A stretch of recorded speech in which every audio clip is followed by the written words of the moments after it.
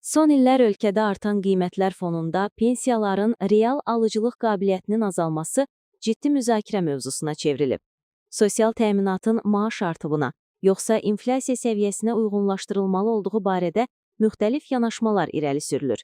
Pensiyaların hansı meyarlara əsasən hesablanmalı olduğu ilə bağlı açıqlama verən Azərbaycan Qiymətləndiricilər Cəmiyyətinin sədri Vüqar Oruc mövcud indeksləşmə mexanizmlərindən və gözlənilən dəyişikliklərdən danışıb.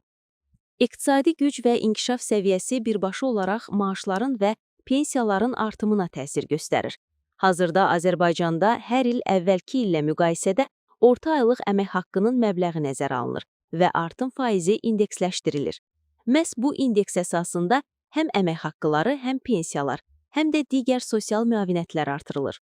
Vüqar Oruc qeyd edib ki, ötən il bu indeksləşmə 9,2% təşkil edib və cari il ərzində də maaşların, pensiyaların və müavinətlərin bu istiqamətdə artırılması gözlənilir. Əsas qaydalara görə minimum əmək haqqı orta əmək haqqının yarısından aşağı olmamalıdır. Hazırda bu göstərici təxminən 500-550 manat civarındadır. Pensiyalar isə adətən minimum istehlak büdcəsinə uyğun şəkildə hesablanır.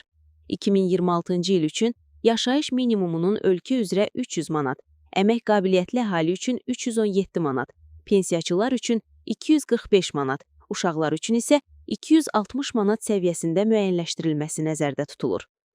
Vüqar Oruc vurğulayıb ki, gözlənilən əsas məqam pensiyaların minimum həddinin minimum istehlak büdcəsinə uyğunlaşdırılmasıdır.